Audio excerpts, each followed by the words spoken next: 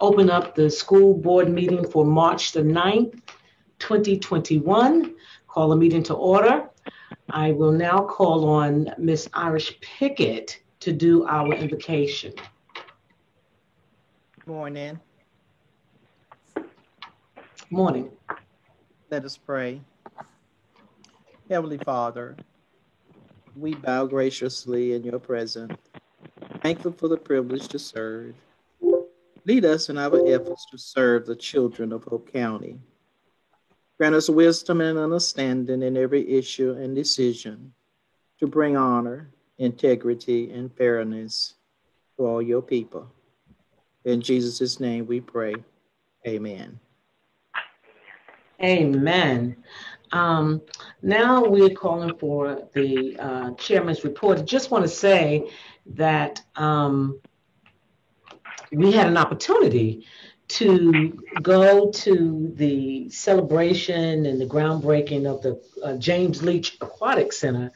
And although it was rainy, although it was muddy, although all those things were in place, we had an awesome time, and we think this is going to be such a great add to Hope County. And the students are really, and just the people in Hope County, I think they're going to love it. It's going to be a swimming pool, Olympic-sized swimming pool, a smaller swimming pool. It's going to be basketball courts and different rooms where you can celebrate and have parties there. And I think it's such a needed and added building that we're going to have. It's located on 401, and I think it's just going to be awesome. Also on March the 6th, I was able to sort of peep in to the Hall of Fame inductees, and that was at the Media Center at Hoke High, and it was not a ceremony. So please let me put that out there. The participants just came to get their plaques, and then they're going to do a ceremony. Mr. Brigman is going to do a ceremony later on, but I wanted to just sort of be a part, and it was still really nice. So I appreciate that. Thank you, Mr. Brigman, for inviting me there.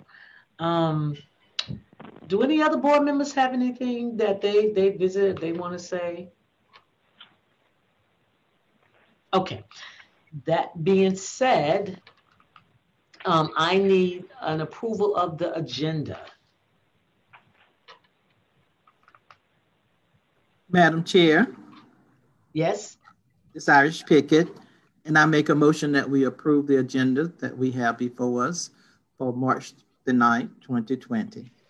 Thank you, Ms. Pickett. May I have a second? Second, Della Maynor. Thank you, Ms. Maynor. It's been moved and seconded to approve the agenda for March 9th. All in favor, Ms. Pickett? Aye. Ms. Delamena? Aye. Ms. Barbara Bowie?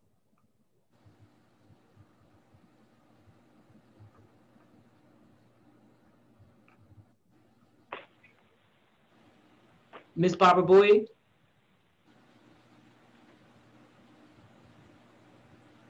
It does not appear that she is online.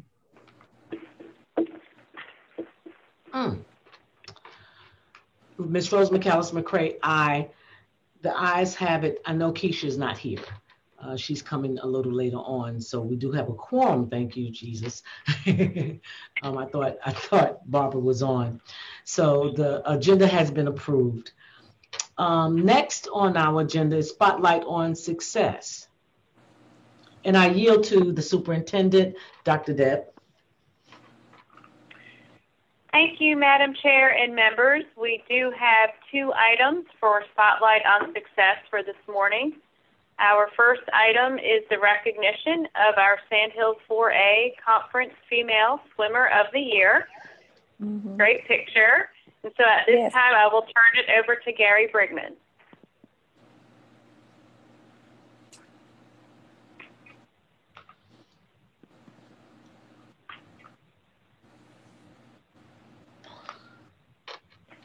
Mr. Brigman, you are muted.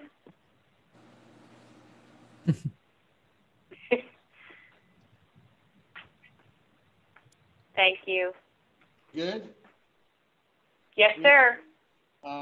Sand Hills Athletic Conference Swimmer of the Year, Naviar Rivarto, and please excuse me if I messed it up. But it's an honor. We've been swimming for about 4 years, and now we got a Swimmer of the Year. That just shows you exactly where our swimming program is going. We're really excited about the county commissioners start program.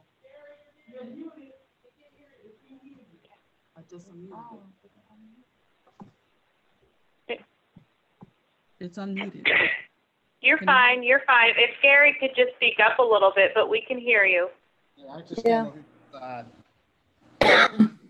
We're still excited about the county commissioners ground for the new swim complex. It's going to just grow our swim program tremendously. We made a great step towards Swimmer of the Year. Today we're going to present the crystal from the Board of Education, as well as the plaque from the Sand Hills Athletic Conference. So I'm going to ask Lee Artis, the swim coach, to come forward and speak a little bit about her and also present the awards. Good morning, everyone. Good morning. Yeah, Morning. is one of the most humble young ladies that I have ever had the opportunity to coach. She is one of the most tremendous ladies that comes out every day, works hard. She is a leader, whether she knows it or not. The students, the younger student athletes, they look up to her. They try to embody her skill and her confidence in and out of the water. She is always one person to compliment or say something nice about the other swimmers, even if she comes in first place. So Nevia is one of the athletes that everyone looks up to. So with that being said, we would like to present her the plaque from the board, the Sand Hills Conference Female Swimmer of the Year, presented to Ms. Nevia. Okay. And also from our conference, we would like to present her with the Varsity Swimmer of the Year. Nevia, thank you so much for what you have done for our conference and for our swim team, bringing confidence to our swimming program and building upon our swimming program.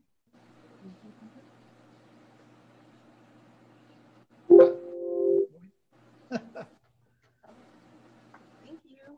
It means a lot. Does she want to say anything? Debbie, do you want to say anything? And if so, you might want to come closer to the computer. I said, thank you for the awards. It really means a lot to be recognized. And I had fun this season. And I was really able to branch out and to meet a lot of new people. So thank you. Thank you. Congratulations. Congratulations. Yes, congratulations. 2 thumbs up. Okay. Thank you. Thank you. Thank you so much. Thank you. I appreciate it. Thank you, Mr. Brigman. You're welcome. At this time, we'll move on to our second Spotlight on Success item. Our second item is the bulletin board artwork display this month by Don Steed Elementary School. Oh. I said the lady, right? The lady with the big bow up here with somebody's grandmother painted. Yeah. Always love students' artwork. It's always just so genuine and from the heart. I always love their artwork. So thank you. Madam Chair and members, that does conclude our Spotlight on Success for this morning. Thank you. Thank you so much, Dr. Deb. Next on the agenda is the consent agenda. Can I get a motion to approve the consent agenda? Madam Chair, I make a motion that we approve the consent agenda. Can I get a second? Madam Chair, I'm Irish Pickett, and I second the motion. Thank you, Ms. Pickett, and thank you, Ms. Delamena. It has been moved and seconded to approve the consent agenda. All in favor, Ms. Iris Pickett, Aye. Ms. Delamena, Aye. Ms. Rose McAllis McCray, aye. The consent agenda has been approved. Let's see.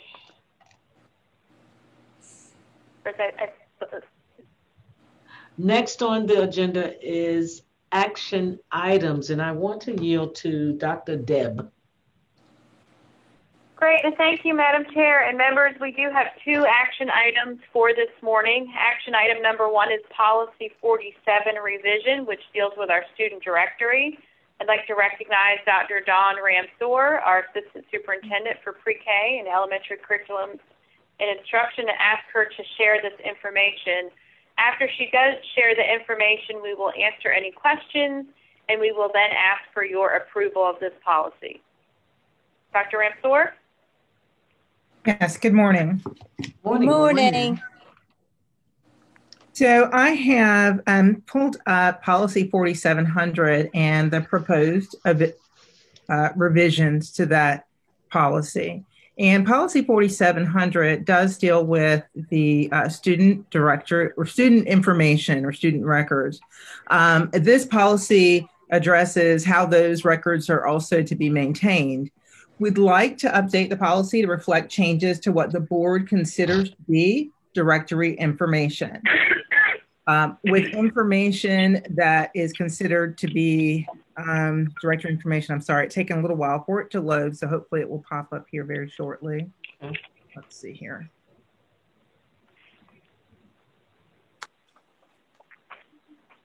Okay, so with any information that is considered to be directory information, permission of the parent or student is not required for release, provided that the parent or any eligible student has been given proper notice and an opportunity to opt out. It has been recommended by our school board attorney that we remove a student's email, telephone number, and address as part of directory information. And so if we proceed to page 9 of the policy, you'll see the red line version of the policy, which excludes those items. So students, it's not showing red line. I'm sorry, I'm not sure. Let's see why it's not.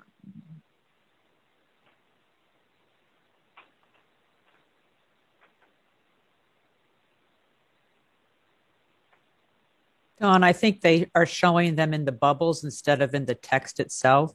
Okay, I just can't see it. Oh, I see them. Yeah. All right, Yeah. thank you. Let's see if I can make that bigger so that everybody can see the whole thing there.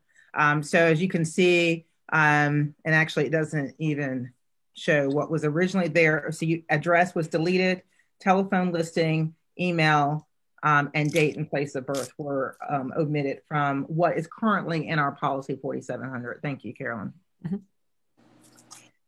So on page 9, as we continue, that we are additionally proposing at the bottom of that page, this addition here that says that students' name, photograph, or pictorial representation in any audio or video of a student transmitted during a virtual class session within Zoom, which is our board-approved video conferencing platform, as part of that directory information.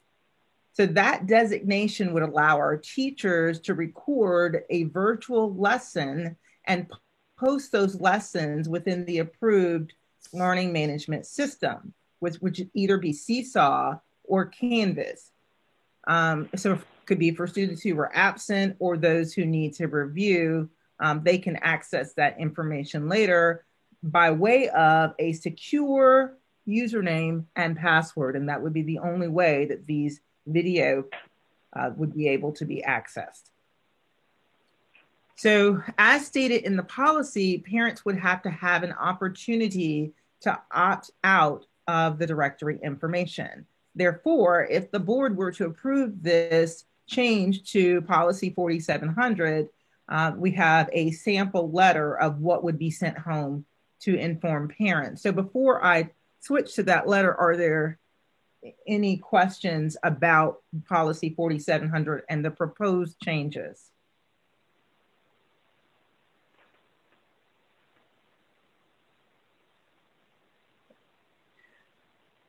So at this time, I'm going to switch to the actual letter that would be sent home, or a sample of that letter.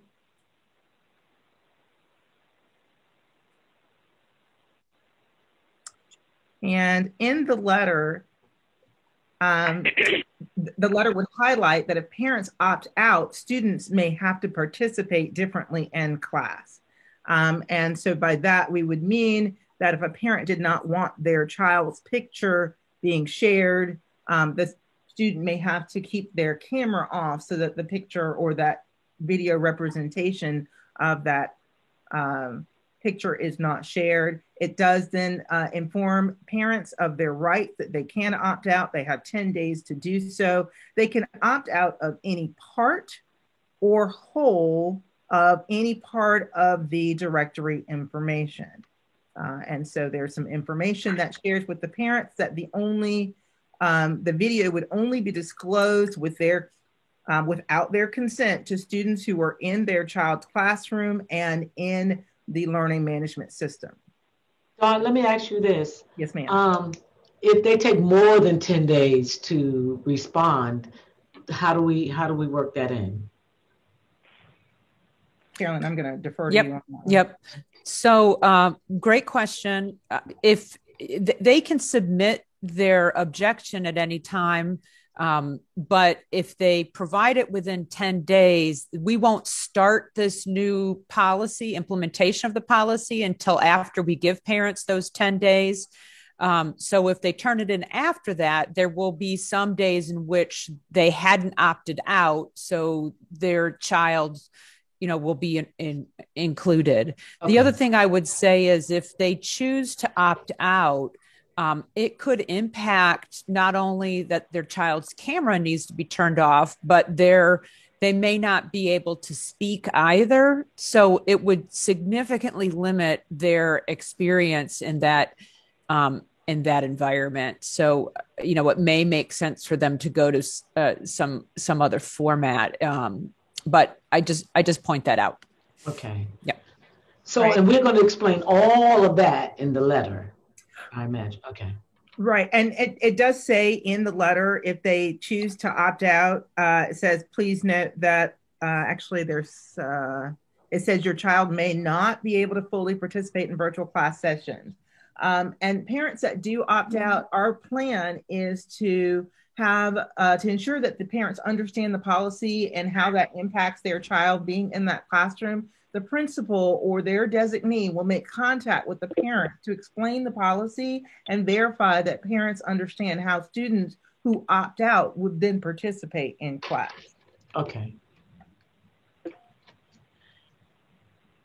Thank you. Any other questions? Okay.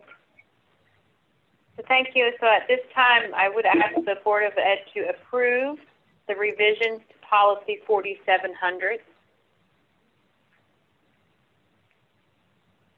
Madam Chair, I request that the Board of... Excuse me. I'm sorry, Della. You've heard the recommendation of the superintendent. May I get a motion, please? Sorry, Rose, I jumped the gun. Madam Chair, I moved we approve the policy 4700 as changed. Thank you. May I have a second? Madam Chair, I'm Irish Pickett, and I second the motion. It's been moved and seconded that we adopt this policy 4700. All in favor, Ms. Pickett? Aye. Ms. Delamena? Aye. Ms. Barbara Bowie? Because I think she's trying to get on. Can you see if she's on, Dawn? She is on. Aye. Barbara Bowie. All right.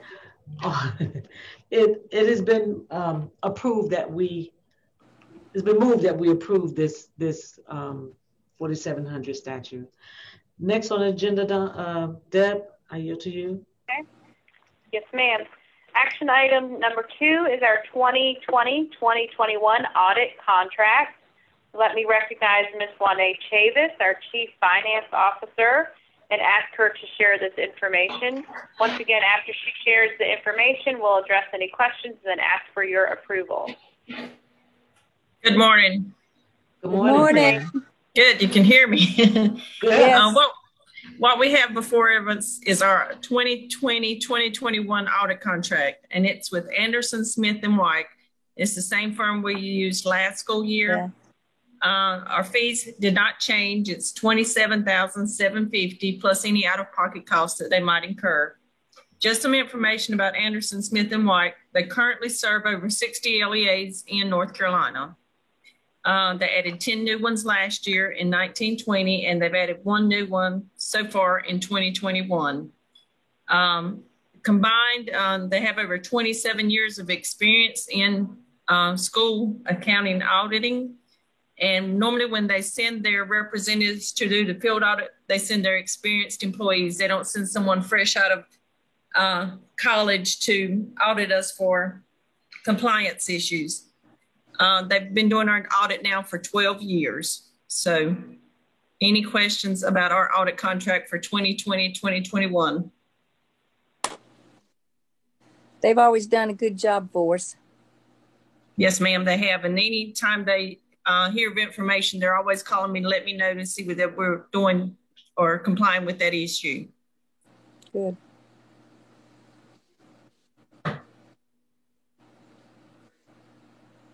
Okay, are there any other questions related to the contract? Okay. If not, at this time I am asking the board for approval of the 2020-2021 audit contract. You've heard the recommendation of the superintendent. What is the pleasure of the board? Madam Chair, Yes, Go Barbara. ahead, Miss Barbara. I move that we accept the recommendation of Ms. Chavis. Yeah, good job. Can I get a second? A second. It's been moved and seconded. It's been motioned and seconded to approve the 2020-2021 audit contract. All in favor, Ms. Barbara Bowie? Aye. Ms. Irish Pickett? Aye. Ms. Delamena? Aye. Ms. Rose McAllister McCray? Aye. The ayes have it. The audit contract has been approved. Good job. Thank you. Next on the agenda, I yield to Dr. Deb. Okay. Thank you, Madam Chair and members. We have 5 information items for this morning. Information A, item A, is a review of the 2020-2021 school calendar. I'd like to ask Dr. Chad Hunt, our Executive Director of Testing and Accountability, to please share the calendar information. Ma'am, good morning, Madam Chair, member, and board members. Morning. Good morning. In the description, I placed the requirements that are set forth by DPI as far as legislation is concerned with the upcoming school year calendar. I won't go through all of those, but for the most part, it does set a date that we can start no earlier than the Monday closest to August 26th. At a minimum of 185 school days or at least 1,025 hours of instruction, at least 9 teacher work days, and a minimum of at least 10 annual vacation leave days. And there was also one on there about we cannot end the school date or school year any earlier or no later than the Friday closest to June 11th. At this time, if you could open up the school calendar. Yes, the traditional.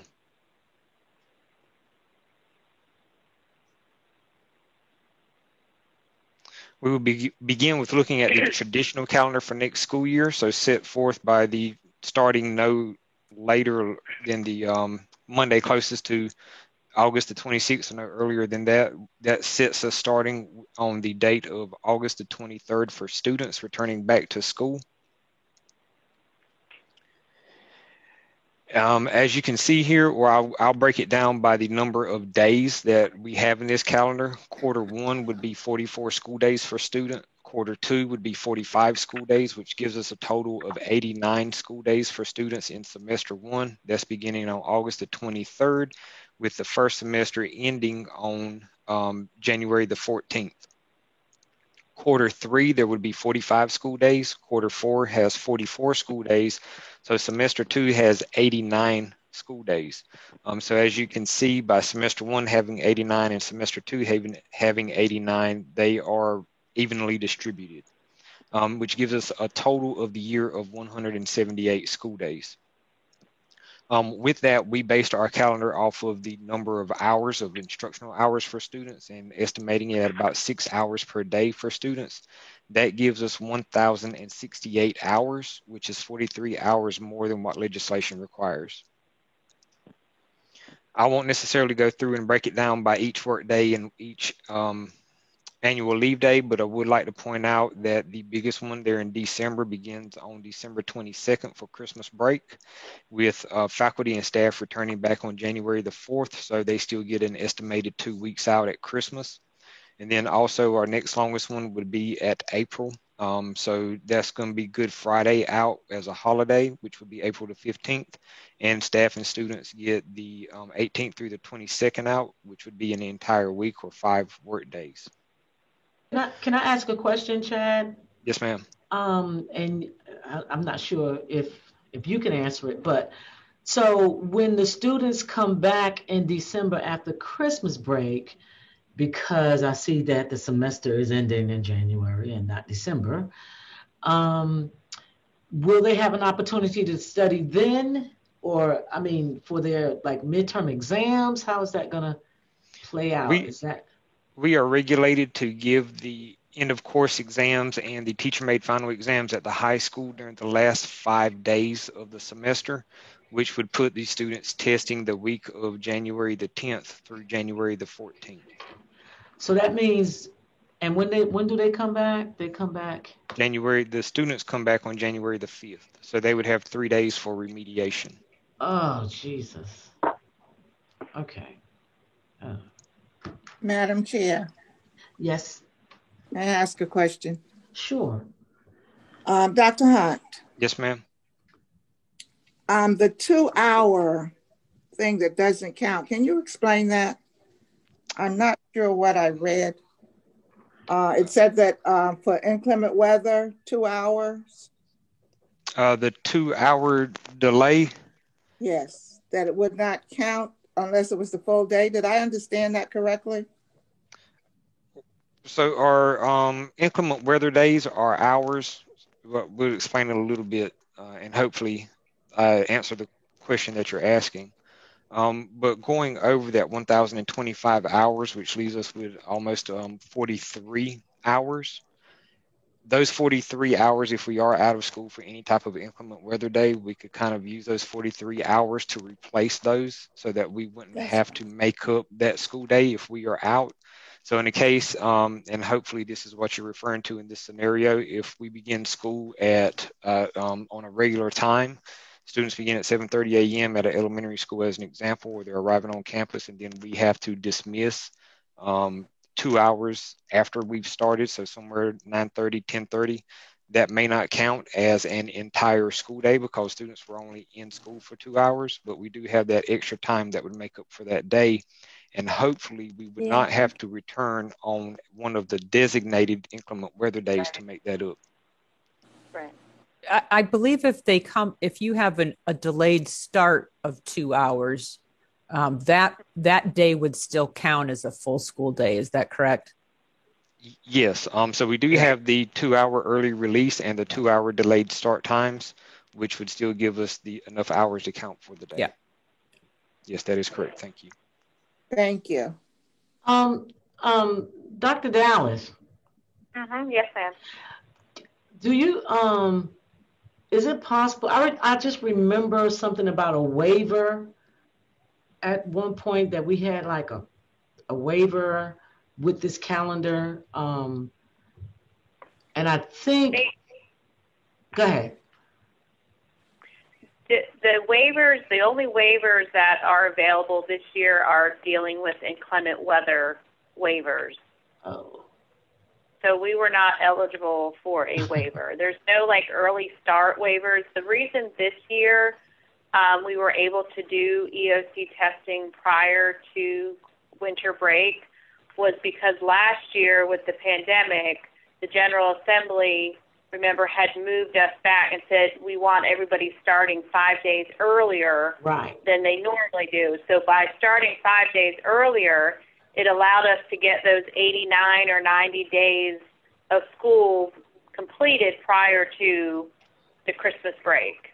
But now that we're back on you need to start on the Monday closest to the 26th to get that, and we feel it's important to have a good 86 to 89 days of instruction prior to, for a semester. That's why we're not able to have that completed before Christmas break. Right. Okay. Thank you. And to also to add with that, the current school year that we're in with that calendar as well, legislation did promote or allow us to use the remote learning days. And for the 21-22 school year at this time, we do not have an approval from legislature to use any remote learning days. Okay. Which is why you don't see those noted on the calendar either. And then continuing with the traditional calendar, June the 2nd would be the last day for students. If we can go to the Sandhook Early College calendar, please. June 2nd.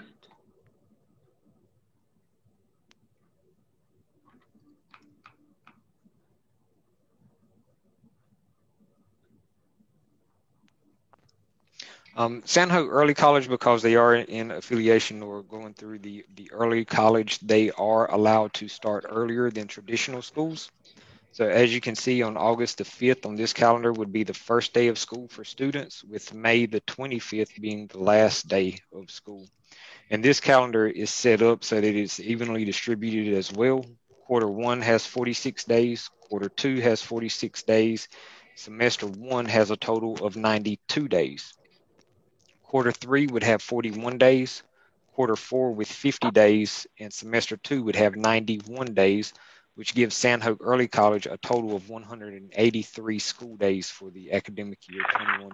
So that's an estimated 1,098 hours, which would be 73 hours more than what's required.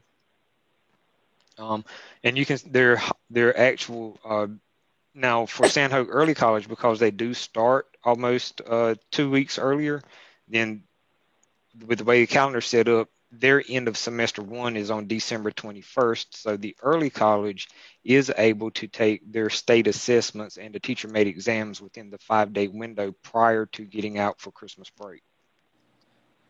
The teachers and students still get an estimated 2 weeks out at December for Christmas break, leading into January. And this time, instead of having the Easter or spring break in April, the early college has it in March, which is historically how it's been for the early college. So they still get those 5 days out for an entire week for their spring break. But then in April, they still get Good Friday as a holiday. So at this time, are there any other questions concerning the traditional or the early college calendar? No, thank you. Thank you.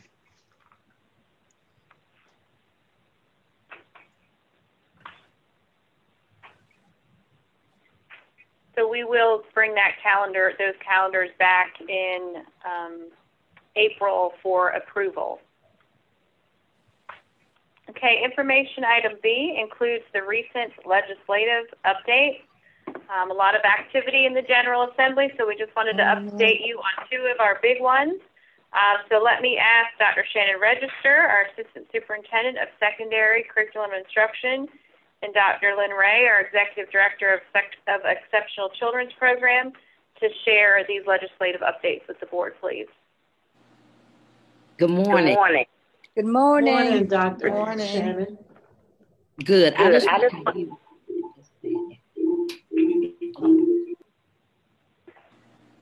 Okay.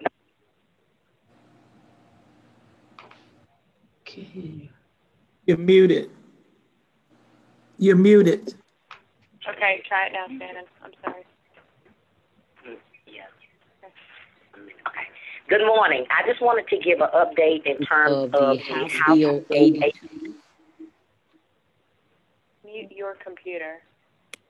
Okay. The House Bill 82. As of now, it is going to the Senate, and it has not fully been approved.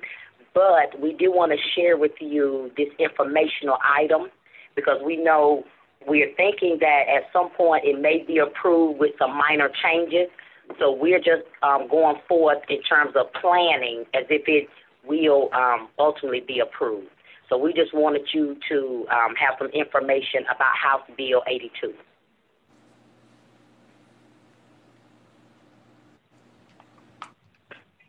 The purpose of House Bill 82 is really just to extend the learning opportunities for students in terms of recovery and enrichment.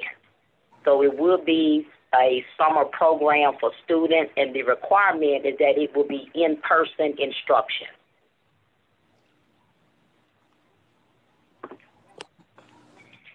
Now, with this House bill, there were some program operations that was listed. First, it has to be at least 150 hours or 30 days during the summer. And, of course, it will be addressing the learning loss due to COVID-19 and then also enrichment in the program as well. Instructional time will exclude the lunch time because we're required to offer your breakfast and lunch. You have to have your transition period, which is not included within that 150 hours, and you have to have physical activity. So the 150 hours is only for instruction. Any other movement in the building is not counted. Transportation must be provided to students, like I stated, lunch and your breakfast, and then we must have physical activity for students as well. I do want to make a note that your K-3 class size legislation does not apply with this House Bill 82. And then these are the specific course offerings that was listed in the legislation. Your K-3 must offer reading and math, as well as your grade 3 must include science. So there in grade 3, you automatically have 3 different subject areas that must be included. And then the regular reading camp that we normally offer every year, those requirements will be incorporated or integrated into this summer program. And then also we must have at least one enrichment activity, whether it's sports, music, art, STEM, however, some type of student interest activity there. For grades 4-8, we must also include reading, math, and science, and then also have one enrichment activity. And then for grades 9-12, you will see that there should be a focus on your in-the-course subjects, which would be your Math 3, your English 2, as well as biology, and then Math 1 for those students who may need to take it again in high school. And then any elective courses that students need recovery in, and then your credit recovery, having teacher support there. Also, I do want to make a note that in this legislation, social-emotional learning supports must be available within the program for all students. Next one. And then overall, when we think of at-risk, you really look at the main 2 factors that we wanted to address was looking at attendance issues. Any students that may fail based off of attendance, we wanted to ensure that we look at that. In K-2, we're looking at the I-stations, those scores, level 1s and 2s, and then students with the MOY, that's your mid-year report. And then for grades 3-8, if they're failing 2 or more of those content, those core content area courses, And then for 9-12, if they're failing 2 or more in a semester. So those would be the students that we would deem as at risk.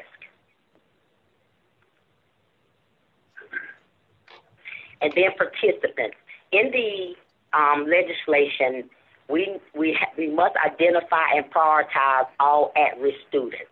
But at the same time, any student could participate in the program if space is available for students to participate. And when you start looking at social distancing in the classroom and making sure that we are following those health and safety protocols that we have in place. And then students that are at risk of grade retention, we mentioned that in terms of our at risk, we can reassess those students at the end of the program. And then kindergarten students who participate should be exempt from any retention. Of course, ultimately the decision will fall on the parents, but we will notify the parents of those at-risk students.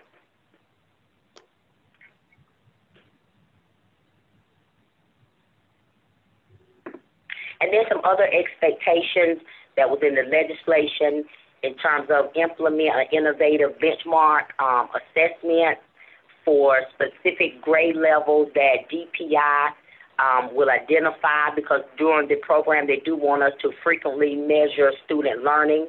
So that goes back to our progress monitoring and MTSS, multi-tier systems of support, that we implement already. And then the next bullet talks about employment.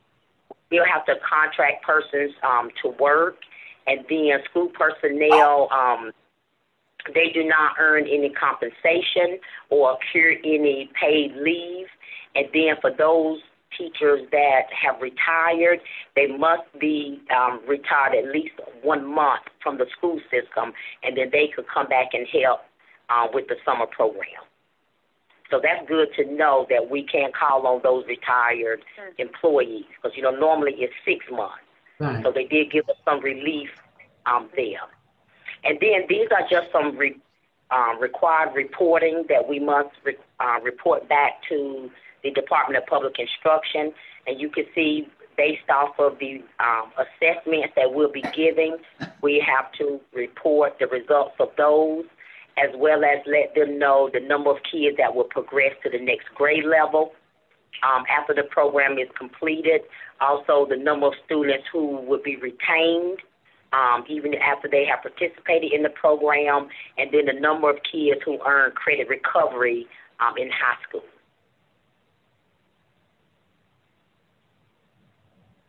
And then these are some considerations that we have discussed with principals.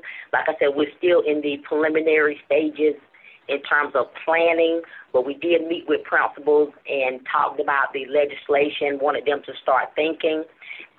We started talking about a start and end time for daily operations, because we already know it has to be at least 150 hours or 30 days. But then within that day, what time do we want to start and end? And then the individual school sites, how would that look when it comes to staffing? The structure of the day, because keep in mind, we already have requirements in terms of the subject areas that we must focus on with the reading, math, and then in some cases your science, and then that enrichment that we must embed in there as well.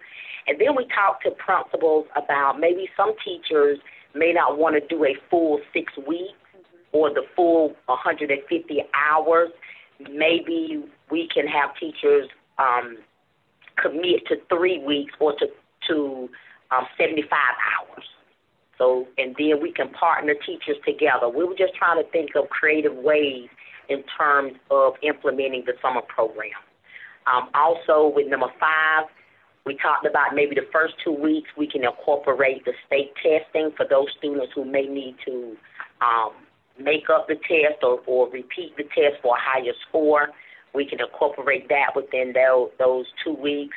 The stamina of the teachers, because we do not want teachers to get burned out. We know this is a stressful time this school year, the way we're doing business with the hybrid model. So we do want to be considerate and show empathy to our staff. And then also look at the class size in terms of social distancing and then effective intervention. So these were just some considerations that we had already met and spoke with principals about, and they're in the process of thinking, going back, having conversation in their buildings with their teachers as well. And then at this time, I just want to thank you for your time, and do you have any questions? I do. Dr. Shannon, do you think, well, first of all, did you say 30 days or 150 hours? So what would be, why would we choose 30 days instead of the 150 hours, or why would we choose 150 hours instead of the 30 days? Well, at first, when the legislation first came out, they said 6 weeks. Okay. Right, and then they converted to say, okay, maybe 150 hours. The reason we were kind of looking at, and I'm glad they did, because possibly we was trying to think about how we can be creative with the daily operations in terms of maybe if we have longer days, we might can have Fridays off. Okay. If you're looking at it, you see what I'm saying? If you're looking at it based off of hours. Okay. Right. So we're in the process of saying, how would this look if we have 6 hours a day, and how many days would that be versus maybe 7 hours a day, and then we can, try to take a day off. Right. Because it is the summertime, and we do want to respect the teachers and families' time. And it will run over the July 4th holiday. So we were also trying to consider, if we look at the length of the day, could we possibly give them a 4-day weekend for the holiday? But because we recognize a lot of teachers have not really been able to travel a whole lot this year or even last, so we're trying to make sure that we can have some assistance and some flexibility for them as well. Okay. Do you think that we will, because of the pandemic, some people are still, and I know we're saying that this is in-house. They have to come. This is not hybrid. This is not online. They got to come. Right. So do you think professionally, or your personal opinion, that we would get these students? I personally think it will depend on where we're at by the time, as far as our county numbers and where we're at with the spread and things like that. If you look at our classrooms right now in our schools, we're at about 50% face-to-face and about 50% online. Right. So I would imagine those, like you said, the face-to-face students would feel more comfortable. But by then we might have more parents that are more comfortable. I think it's really going to depend on the context of where we're at the time. Okay. And I know we are just, we're just planning and trying to figure out how we're going to do this and all of that. How are we going to incorporate the social emotional piece, on a daily basis for these students? They definitely need it, but how we do that? Or just, I guess, we would have to think about it. No, part of what we do now, we have professional development dealing with social emotional activities for teachers to embed in their lessons. So we will continue that practice and definitely heighten that support in the classroom. So we're doing that now in terms of activities that teachers will do in the classroom with their students. Okay. So good point. All right. Good point. Thank you. Anybody else have any questions? I'm sorry. Okay. If not, we will switch gears to Senate Bill 37. Good morning. Morning. Good morning. Good morning. Morning. Well, she brings up the PowerPoint for the Senate Bill 37. I know we've been hearing this in the news. It keeps coming, going, and so what we're going to do today is we're just going to kind of go through what does this mean in the numbers for Hope County.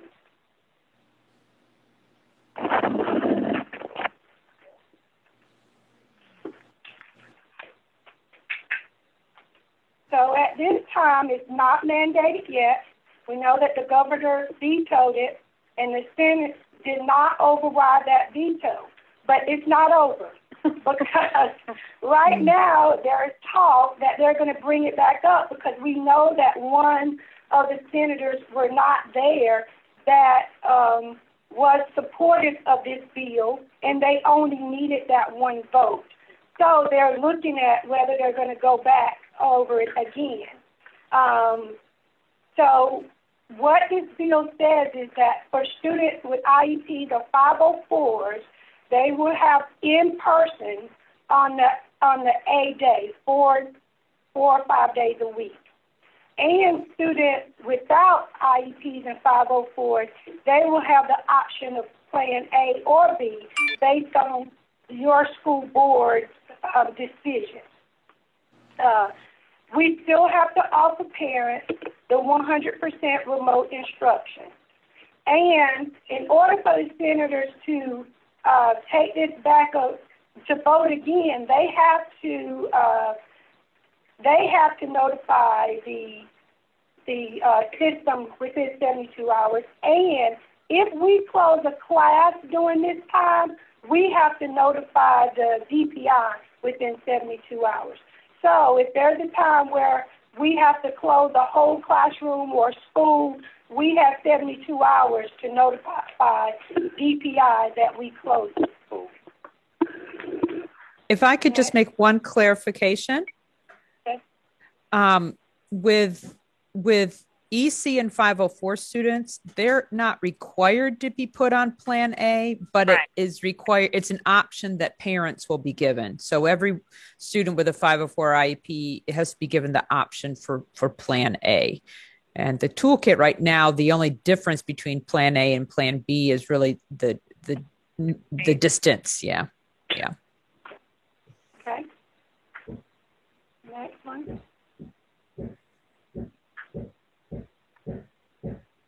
And, of course, that requirement, here it is, that it says in person the fullest extent possible. And the K-5, the 6 feet is not required. The 612, the 6 feet are required. So what we've done now, we've had a new choice for the parents. So we've done a survey. And in that survey, we've asked the parents if they were interested in moving their child from that, if they're on Plan B, if they were interested in Plan A, and if they were on hybrid or HOL, if they wanted to come back to the Plan A. Because it is, again, that parent's choice. So we did a survey and making sure that the parents understand all of the protocols and the new medical conditions that may have been added to those protocols.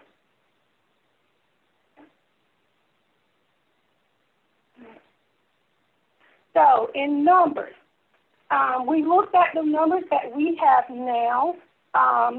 In February, we had the number of students that were coming to school on the AB day, the number that were on HOL, and the total number of students we have in the school. So we looked at that by school. We also looked at it by grade so that each principal would know how many students they have now in their building with IEPs on AB day and how many they have on HOL. And we looked at it by school and by grade. Okay. So this is the middle and high school, and you can see how many students we have now that are actually coming to school and how many we have that are on HOL. So with that, from our survey, and these surveys include students with 504s who have currently submitted their form. And you can see that some schools are, parents have sent in more forms than other schools.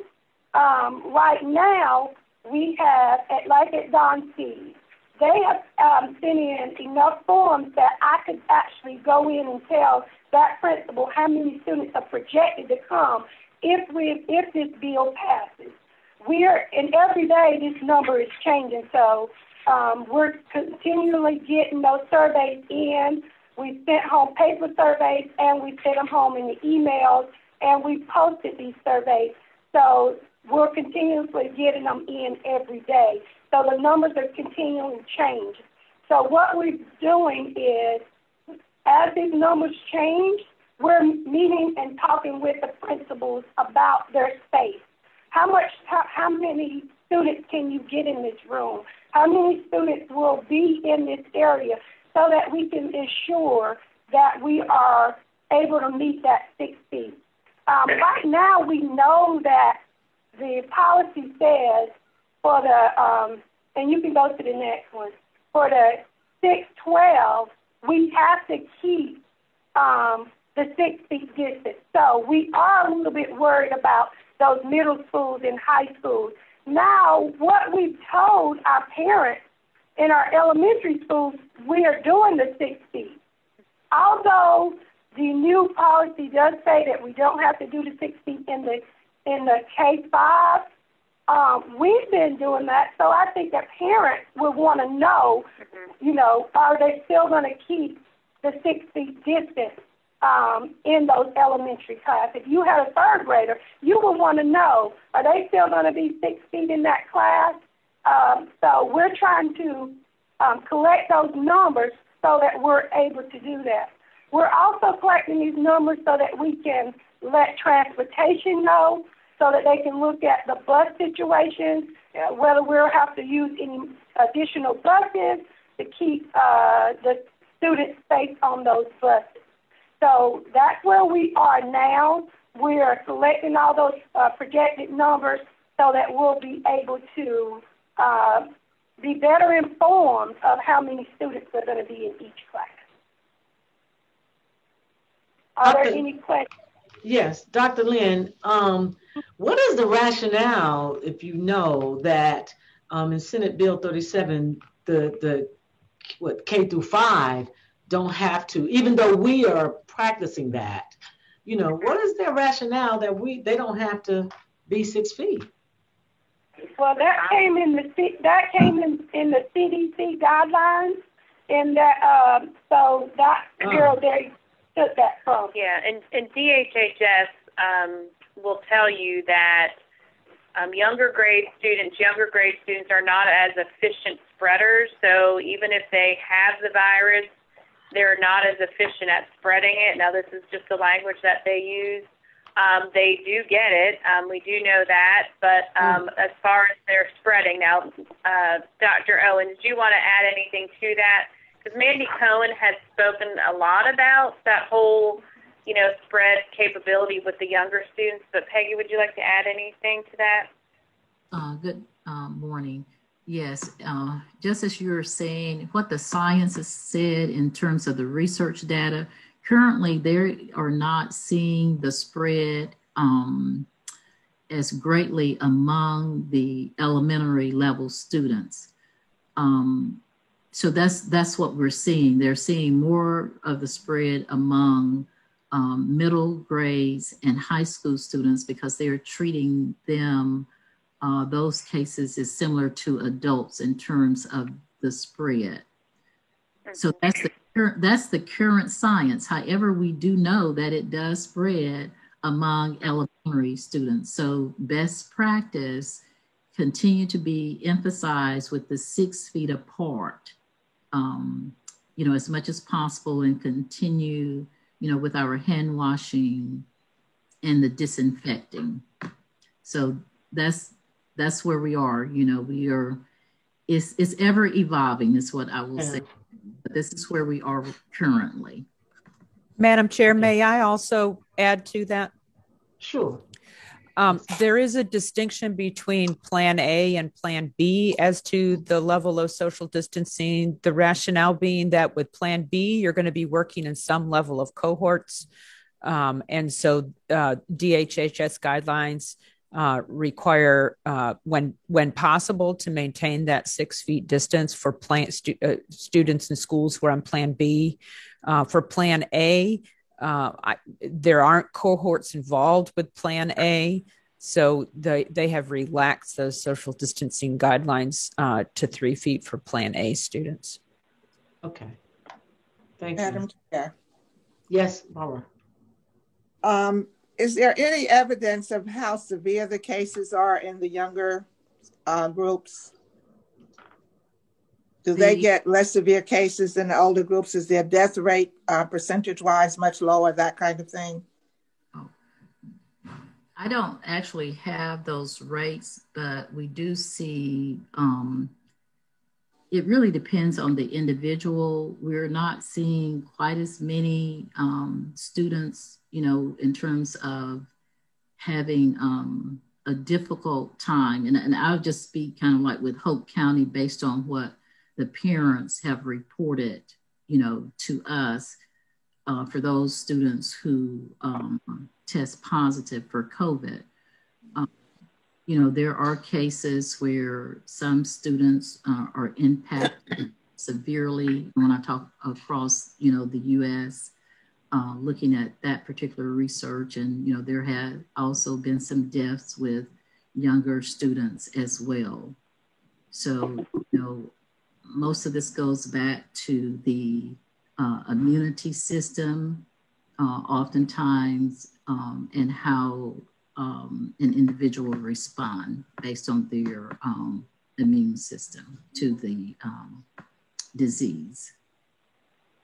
Thank you. You're welcome. So Dr. Shannon, I know they said something about activities, doing some type of activities. Is that going to be like outside activities? Yes, ma'am. When they talk about the physical activity, they're talking about more of going outside, like more of a PE. Right. And so they'll be able to sort of stay. Right. Yes, ma'am. Okay. All right. And Ms. McAllister-McCray, that is the current practice now. Okay. For any type of physical, when they're outside, they're still practicing that 6 feet or more. Those are the type of activities that's being implemented currently. Thank you, Dr. Owens. Dr. Becky. Any other questions about Senate Bill 37 and where we're at in our process? I'm expecting some movement today. I think I heard on the news. Yes. They're going to try to get some movement on that.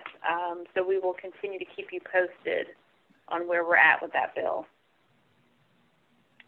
So we'll move on to our next item. Information item C is the state installment contract. This will be something new. So I'm going to ask Ms. Flanae Chavis, our finance officer, to share this information. Okay, hello again.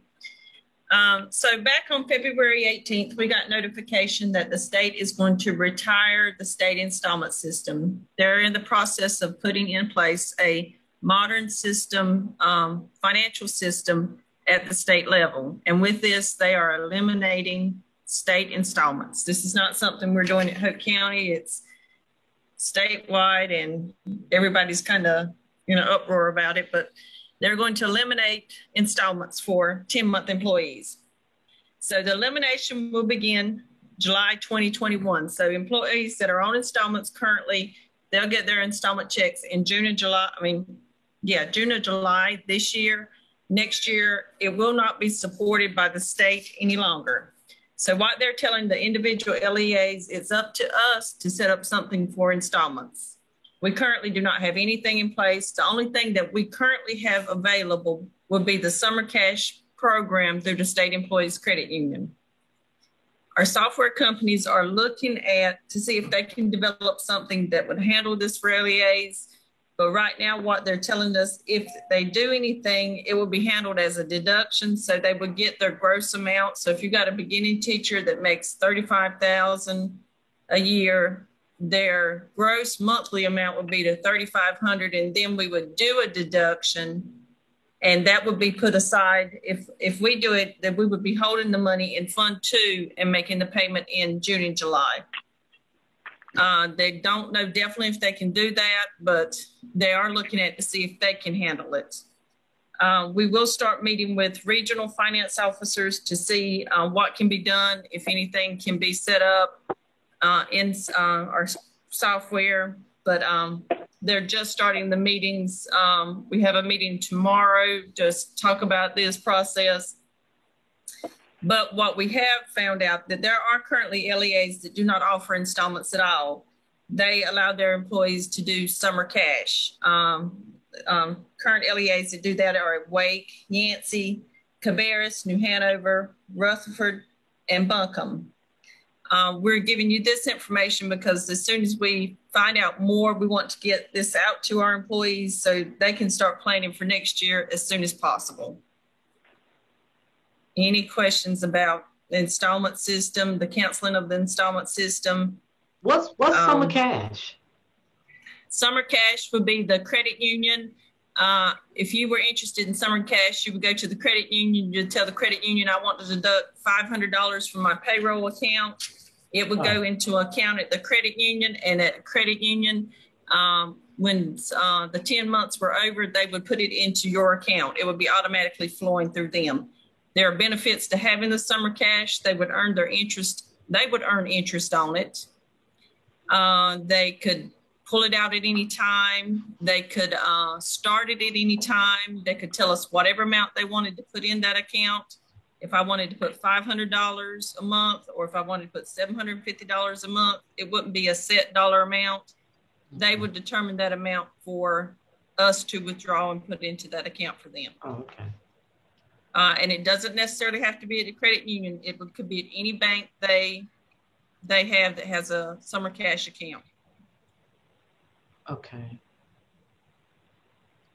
Madam Chair, may I? Yes, I'm sorry. Go ahead, Ms. Pickett. May I ask a question? I want to ask Ms. Wane, what percentage of our employees used the installment system last year? Probably 90%. Oh, okay. A lot of our employees use installments. That's good. That's great. Yeah, yeah. It's good for them, it's good for them to help manage their money over the year. But now with this going away, if they could, probably the summer cash piece at the credit union or their own bank would be a good process for us to move forward. But we're waiting to see what we can find out. If we have about 90%, I guess Deb, you might can answer this. If we have about 90%, should we not look to see if there's a software program that we can purchase? Right, and I think that's why we haven't necessarily made a decision yet. We are kind of waiting to see if something's available that we could use. Okay. Because a lot of our teachers do use it. I know I used it as a teacher to help manage my money over the summer. Right. But like Juan said, we're still kind of seeking out what's available. And, since this is statewide, I anticipate that some vendors and software might be able to adapt and be able to offer us something, but we have not made a decision yet on that. Okay. All right. Yeah. Thank you. Okay, if there are no more questions about the state installment contract, we will move on to item D. We just wanted to share a little update on our vaccines in Hope County, and let me ask Dr. Peggy Owens, our Executive Director of Student Support Services, to just share this information, please.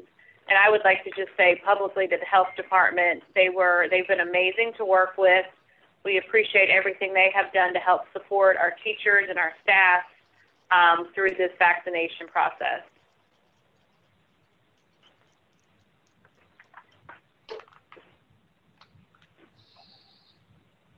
Good morning, Madam Chair, Madam Superintendent, and members of the board. We'd like to share just a few updates with you as we have done each month as it relates to COVID. So currently, as of March the 1st, this is the data for Hope County that has been shared with us. As of today, there has been 3,798 positive cases, 53 deaths. Now we move to the number of first dosage of the vaccine. And again, this data is of March the 1st. That's 4,560. And the number of second dose is 2,261. And of course, again, that is for our county. So now, if we can move to the next slide, please, Dr. Ramshire. So now we want to look at within the school system, as you know that in working with Ms. Edwards, we developed a plan so that our school employees would be able to receive the vaccine. And we started that process February the 15th, where each school was scheduled, and of course, again, optional to receive, where employees could receive the vaccine. So currently, and we're still updating our data, that we've had 355 employees to receive the vaccine. And then on the second dose, we've had 33 individuals. So we will see, again, these numbers will change for us. And in fact, as it relates to the second dosage, those will begin next week. And currently, Ms. Edwards and I have discussed, and what we're working on is that there will be a scheduled time after the instructional day, period of time where our employees will be able to go, so it does not interfere with our classroom instruction. And then the final slide for you from last week as it relates to our dashboard, you can see that we reported a total of 7 students who were positive, 2 employees, for a total of 9 cases. Do you have any questions? Dr. Owens. Yes, ma'am. Is Johnson & Johnson available in Hope County yet? Not to my knowledge. Is currently we have Moderna. Okay. I had Moderna. I've had both my shots. I get my second one Friday. We're excited. Yes. Okay, question about our staff. If we've had only 33 to get the second dose, are they going back to get the second dose or not? Yes, ma'am. They're based on their time frame that will begin next week, because initially we started about 2 weeks before the 15th, where Mrs. Edwards was able to get some of those essential persons in, like our custodians and maintenance workers, cafeteria workers, and of course our school nurses. But then when the governor changed the plan to move all the teachers up, school employees, that plan started for our school employees. It was broadened beginning on February the 15th. So next week, those individuals will begin their second dose. Okay. It looks like a smaller number of individuals getting their shots. How many staff members do we have? Don't we have over 1,400? Yes, that's about right. Yes. Okay, and we've only had like 355 to get theirs. Yes, ma'am. But of course, we know that a lot have decided not to get the shot. A number of people that I have spoken with, yes, ma'am, that is the case. And then we're collecting the data based on the ones that we know that sharing, we do have employees who have received the vaccine in another location, not in Hope County.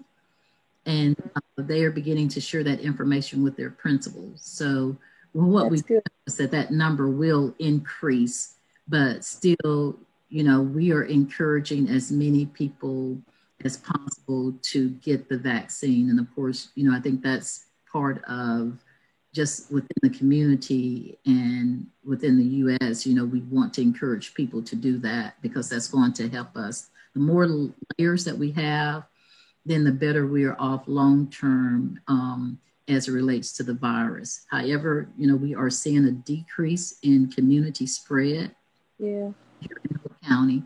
And so Thank God. That's a positive. So we're moving in the right direction, but also we have to maintain the 3 W's. And then once you complete your second dose, and then after 14 days, you're completely vaccinated.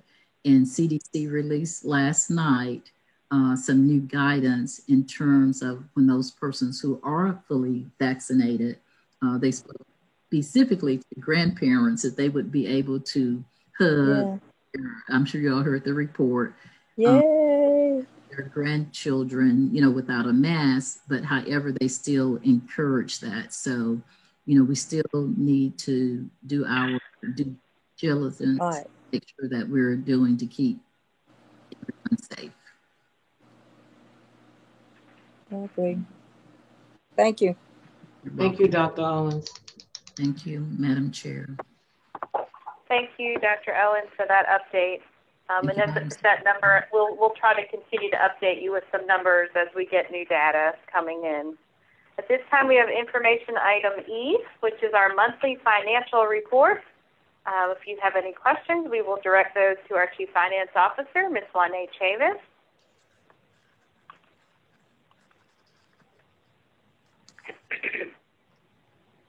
Seems like it was a long one. Yeah. This one. This seems like it printed longer. Anybody have questions for 1A? Good job, 1A, everybody. Okay. If we do not have any questions, that concludes all of the information items we have for this morning. Thank you. Now we need a motion to go into closed session.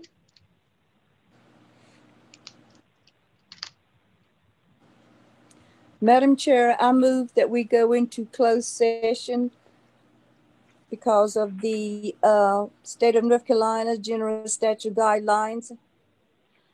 Thank you, Della. If we could have that read a motion to go into closed session as stated in the agenda. Yes, as stated in the agenda. Thank you, Carolyn. Yep, thank you. Thank you, Della. May I have a second? Barbara Boyd, second. It's been moved and seconded to go into closed session for the purpose was stated on the agenda. All in favor, Barbara Boyd. Aye. Miss Della Mena. Aye. Miss Irish Pickett. Miss Irish Pickett. Aye. Okay. Ms. Rose McAllister McCray, the ayes have it. We are going into closed session. Thank you so much, Dawn.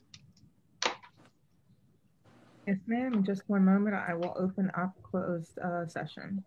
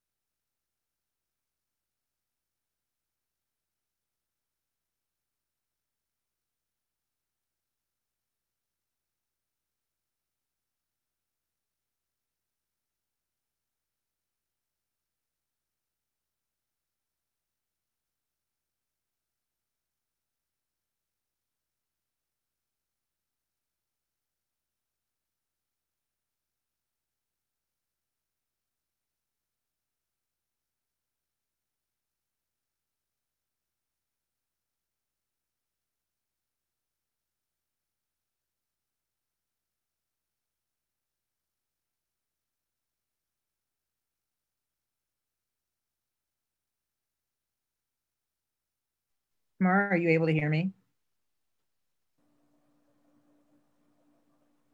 Yep, I can hear you. Can you hear me okay? I can, and we're going to go ahead and pop into the closed session. Great, thank you.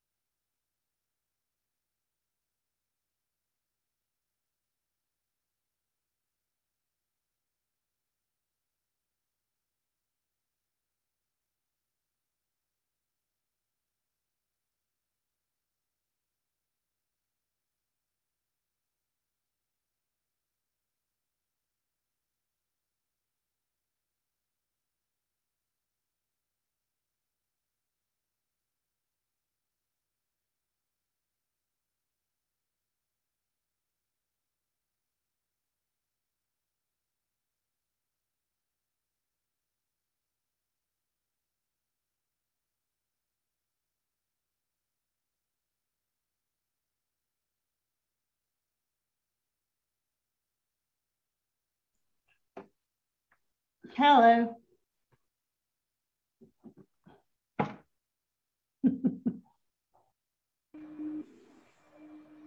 Donna, I'm going to log off, but I'll give me a call later if you want to chat.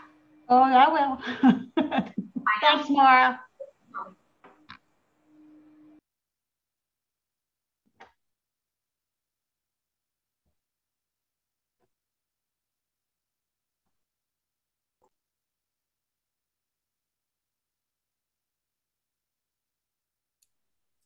This is a first for me, Donna. Yeah, I've never I don't typically get kicked out of a closed session.